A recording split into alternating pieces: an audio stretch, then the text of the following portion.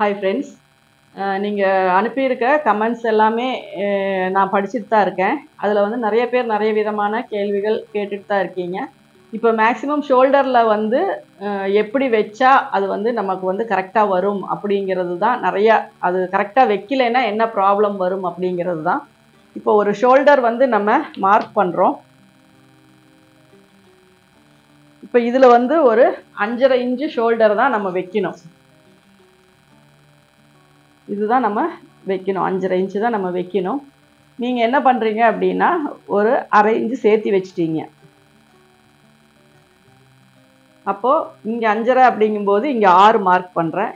நீங்கள் இங்கே 6 வரும்போது இங்கே 6.5 மார்க் பண்ணுறீங்க.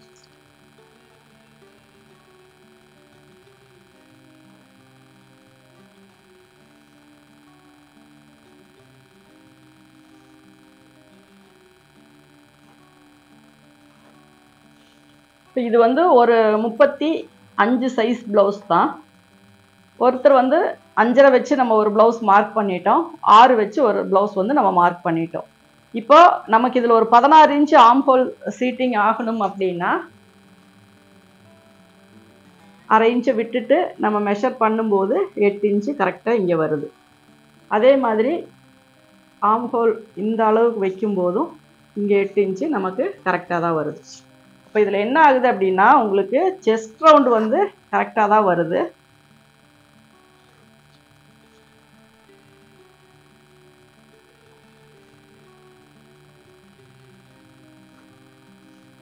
இப்போ நெக்கும் பார்த்தீங்கன்னா நார்மலான ஒரு நெக்கு தான். நான் ஒரு 3 இன்ச்சு நான் மார்க் பண்ணுறேன். கழுத்தினுடைய அளவு வந்து ஒரு 7.5 இன்ச்சு வைக்கிறேன்.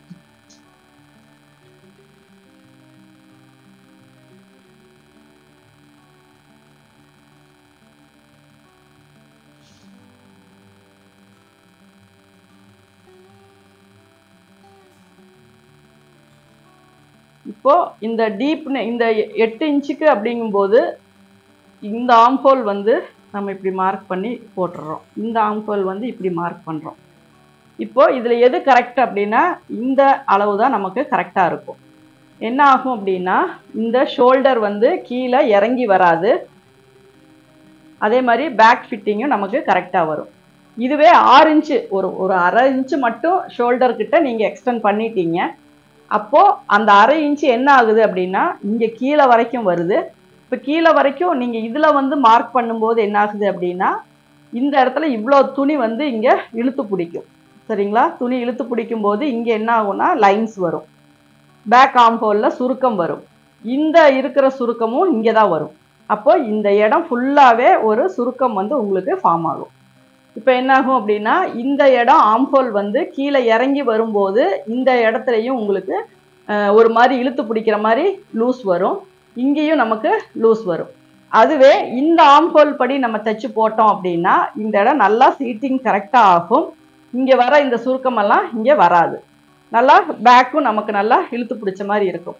சின்னதாக ஒரு தப்பு தான் பண்ணணும். இந்த இடத்துல ஒரு 1/2 இன்ச்சு வந்து நம்ம அதிகப்படுத்திட்டோம். இந்த 1/2 இன்ச்சுனால இங்கே வர எல்லா போர்ஷனுமே இங்கிருந்தே நமக்கு வந்து ஃபிட்டிங் வந்து கரெக்டாக வராது. ஸ்லீவும் பார்த்தீங்கன்னா நீங்கள் எடுத்த அளவை விட 1 இன்ச்சு 1/2 இன்ச்சு இறக்கம் அதிகமாக வந்துடும்.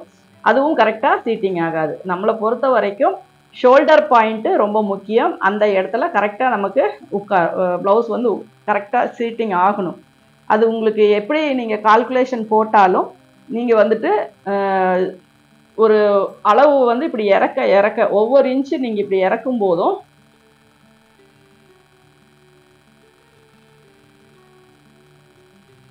இந்த 1/2 ஷோல்டரை வந்து நீங்கள் கணக்கு வச்சுக்கோங்க. 1 இன்ச்சுக்கு 1/4 இன்ச்சுன்னு கணக்கு வச்சுக்கோங்க. இப்போ 10 இன்ச்சு வருது இறக்கம். இப்போ இதில் வந்து 0.25 அப்படின்னு நீங்கள் பண்ணீங்க அப்படின்னா ஒரு 2.5 இன்ச்சு வரும். அப்போது 15 இன்ச்சு ஷோல்டரில் 2.5 இன்ச்சு நீங்கள் மைனஸ் பண்ணிட்டீங்க அப்படின்னா உங்களுக்கு 12.5 இன்ச்சு வரும். அப்போ இதை 2ஆக பிரித்து 6.25 அப்படின்னு நீங்கள் வச்சிங்க அப்படின்னா தான் அந்த பாடிக்கு அது கரெக்டாக வரும். சரிங்களா? அந்த மாதிரி நம்ம கரெக்டாக கால்குலேஷன் போட்டு இதை வச்சோம் அப்படின்னா உங்களுக்கு வந்து இந்த நெக்கினுடைய ஷேப்பும் மாறாது. கரெக்டாக பாடியில் சீட்டிங் ஆகும். இந்த ஆம்ஹோலினுடைய இந்த இதுவும் நமக்கு சரியாகும். அதை விட்டுட்டு நம்ம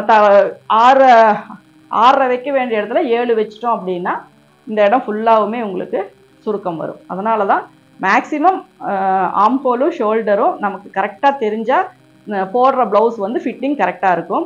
சப்போஸ் ஒரு ப்ளவுஸ் இந்த மாதிரி நீங்கள் தைச்சிட்டிங்க அப்படின்னா அடுத்த ப்ளவுஸ் நீங்கள் தைக்கும்போது அதில் என்ன ப்ராப்ளம், என்ன அளவு வைக்கணும் அப்படிங்கிறது இது வந்து கண்டினியூ ஆகுதா அப்படிங்கிறத பார்த்துட்டு அதுக்கு தகுந்த மாதிரி நீங்கள் கரெக்ஷன் பண்ணிட்டீங்க அப்படின்னா உங்களுக்கு ப்ளவுஸ் வந்து கரெக்டாக இருக்கும். ப்ளவுஸை பொறுத்த வரைக்கும் ஒவ்வொரு ப்ளவுஸுக்கும் நம்ம ஒவ்வொரு மாதிரி தான், அதாவது high neck, collar neck, boat neck, இந்த இதுக்கெல்லாம் ஒரு மாதிரி ஷோல்டர் வைக்கிறோம். அப்புறம் ஒரு 4 இன்ச்சு, 5 இன்ச்சு, 6 இன்ச்சு இந்த மாதிரி நெக்கு இறக்கும் போது ஓரளவு ஷோல்டர் வைக்கிறோம். அதுவே 10 இன்ச்சு, 9 இன்ச்சு, 8.5 இன்ச்சுன்னு வைக்கும்போது ஷோல்டர் ஒரு மாதிரி வைக்கிறோம். இந்த 3 கேட்டகரியும் நீங்கள் கரெக்டாக புரிஞ்சுக்கோங்க. அப்போ தான் வந்து உங்களுக்கு ஷோல்டர் பாயிண்ட்டும் கரெக்டாக உட்காரும், அதே மாதிரி ஆம்ஹோலும் கரெக்டாக சீட்டிங் ஆகும். இதுதான் நமக்கு முக்கியமான ஒரு விஷயம் ப்ளவுஸ் தைக்கும் போது நம்ம கவனிக்க வேண்டியது. அதனால் எப்போவுமே ஒரு கால்குலேஷன் நிறைய, ஒரு ப்ளவுஸே பார்த்தீங்கன்னா நிறைய கால்குலேஷன் பேஸ் பண்ணி தான் வந்துட்டே இருக்கும்.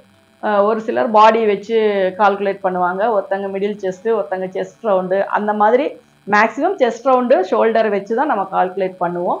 அதனால் அளவுகளில் வந்து நீங்கள் தெளிவாக எடுத்துட்டு அதுக்கு தகுந்த மாதிரி நீங்கள் வச்சுக்கோங்க. அப்படி இல்லை அப்படின்னா இவ்வளோ கால்குலேஷன்லாம் எனக்கு போட வராது, நான் போடல அப்படின்னா நம்ம ரெகுலராக நம்ம சொல்லியிருக்கிற ஒரே விஷயம்தான், உங்களுடைய செஸ்ட் ரவுண்டை 8ஆக பிரிச்சுக்கோங்க, ப்ளஸ் 1 இன்ச்சு சேர்த்திக்கோங்க, அது ஷோல்டர் அளவு வச்சுக்கோங்க, ப்ளஸ் 1/2 இன்ச்சு சேர்த்தி அதையே ஆம்ஹோல் உயரத்துக்கு வச்சுக்கோங்க அப்படின்னு நம்ம சொல்லியிருக்கோம்.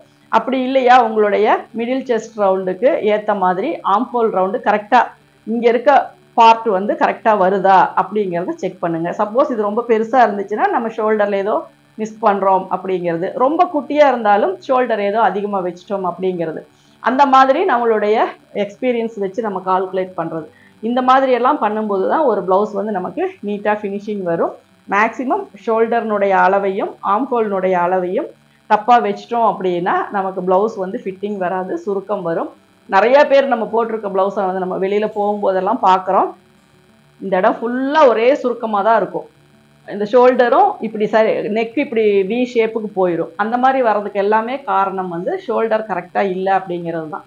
அதனால் நீங்கள் தைக்கிறவங்க புதுசாக பிகினர்ஸாக இருந்தாலும் சரி, எக்ஸ்பீரியன்ஸ்டாக இருந்தாலும் சரி, ஷோல்டரை பற்றின நிறைய வீடியோஸ் வந்து நமக்கு கிடச்சிட்டே தான் இருக்கும்.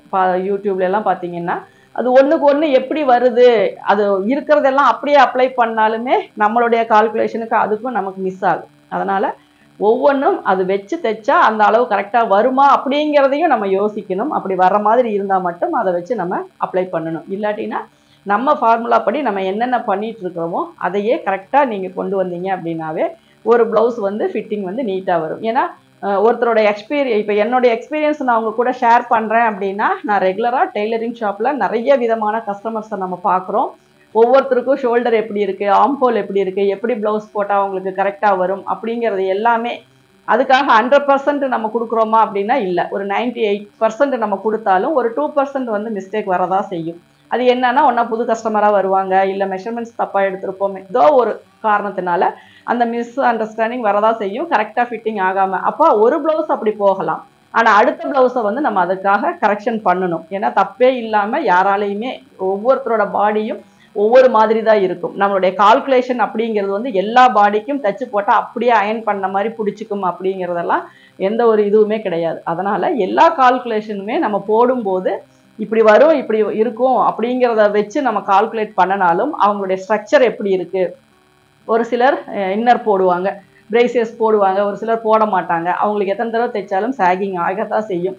நம்ம எப்படி தான் கப் ஷேப்பை கரெக்ட் பண்ணி கொடுத்தாலும் ரொம்ப கரெக்ட் பண்ணோம், ரொம்ப ஷார்ப்பாக கொடுத்தோம் அப்படின்னா கப் ஷேப் வெட்டுற மாதிரி வரும். ரொம்ப கால்குலேஷன் பண்ணி கொஞ்சம் கீழே இறக்கி வச்சோம் அப்படின்னா சாகிங் ஆகிற மாதிரி தான் இருக்கும். அப்போ அதுக்கு ஒரே ரெமெடி என்னன்னா, பிரேசியர் போட்டு நம்ம ஃபிட்டிங் கொடுத்தாதான். ஆனால் அவங்களால அது போட முடியாது. அப்போ நம்ம அதுக்கு தகுந்த மாதிரி சின்ன சின்ன அட்ஜஸ்ட்மெண்ட் நம்ம பண்ணுவோம். அதுதான், அந்த மாதிரி சின்ன சின்ன விஷயங்கள் ஒன்றுக்கு ஒன்று நம்ம கரெக்டாக வருமா சரியாக வருமா அப்படிங்கிறத செக் பண்ணி பார்க்கணும். புதுசாக எந்த ஒரு விஷயத்த நீங்கள் ஒரு மெஷர்மெண்ட் ஒரு சின்னதாக ஒரு சேஞ்சஸ் பண்ணுறீங்கன்னா அது உங்கள் ப்ளவுஸில் நீங்கள் பண்ணுங்கள். உங்கள் ப்ளவுஸில் பண்ணிவிட்டு நீங்கள் அதை போட்டு பார்க்கும்போது உங்களுக்கு தான் அதனுடைய ரிசல்ட் என்னன்னு தெரியும். அதுக்கப்புறம் நீங்கள் அதை அப்ளை பண்ணி நீங்கள் அதை ஃபாலோ பண்ணலாம். அந்த மாதிரி தான். ஏன்னா கற்றுக்கக்கூடிய விஷயங்கள் நிறையா இருக்குது. இன்னும் கற்றுக்கிட்டே தான் இருக்கணும். அப்படி இருக்கும்போது இவ்வளோ தான் எனக்கு இதுதான் ஒரு ப்ளவுஸ் தைக்கிற மெத்தட் இதோட முடிஞ்சுது அப்படிங்கிறது கிடையாது. சின்ன சின்ன சேஞ்சஸ் நம்ம அப்பப்போ நம்ம பண்ணிக்கிட்டே தான் இருக்கணும். அதனால் ஷோல்டர் அளவு, ஆம்ஹோல் ரவுண்டு, நெக்கினுடைய அளவு, செஸ்ட் ரவுண்டு இது எல்லாத்தையும் பேஸ் பண்ணி தான் ஒரு பர்ஃபெக்ஷனான ஒரு ப்ளவுஸ் தைக்க முடியும். நீங்கள் எடுக்கிற ஒவ்வொரு அளவுகளுமே கரெக்டாக எடுங்க. ஒரு தடவைக்கு 2 தடவை கரெக்டாக எடுங்க. ஒரு சுடிதாரோ ஒரு ப்ளவுஸோ நீங்கள் போட்டிருக்கீங்க அப்படின்னா அதனுடைய ஹை பாயிண்ட் கரெக்டான ரவுண்டில் செட் ஆகிருந்துச்சுன்னா அந்த அளவு எடுங்க. அப்படி இல்லைன்னா அந்த போன் வந்து நல்லா இப்படி வச்சு அமுத்தி பார்த்தோம் அப்படின்னாவே அந்த இடத்துல எலும்பு தெரியும். அதையும் வச்சு நம்ம மேட்ச் பண்ணுங்கள். அதில் டவுட் வந்துச்சுன்னா நம்ம நெக்கு கிட்ட பேக் போனில் இருந்து ஒன் சைடு எடுத்து பாருங்கள். 2 கரெக்டாக வருதா அப்படிங்கிறத செக் பண்ணுங்கள். இந்த மாதிரி நிறைய விஷயங்கள் டெய்லரிங்கில் இருக்குது. நீங்கள் ஒவ்வொன்றா ரொம்ப பெரிய விஷயம்தான். அதை வந்து நம்ம தினம் கற்றுக்கிட்டே இருக்கிறது தான். அதனால் நீங்கள் ஒன்றுன்னா எதை பார்த்தாலும் ஒரு நோட்டில் அதை காப்பி பண்ணி வைங்க. அப்போ தான் உங்களுக்கு மறந்து போகாமல் திருப்பி ரிப்பீட் பண்ணும்போது அது புரியும். அதனால் நான் சொல்ல வந்த விஷயம் இது. ஆனால் அனுபவத்தில் என்னென்ன விஷயங்கள் வந்து நமக்கு சரி பண்ணிக்க முடியும் அப்படிங்கிறதுக்கான விளக்கம் தான் நான் கொடுத்துருக்கேன். இந்த வீடியோ உங்களுக்கு பிடிச்சிருக்கும்னு நினைக்கிறேன். பிடிச்சிருந்தா லைக் பண்ணுங்கள், ஷேர் பண்ணுங்கள். Thank you viewers.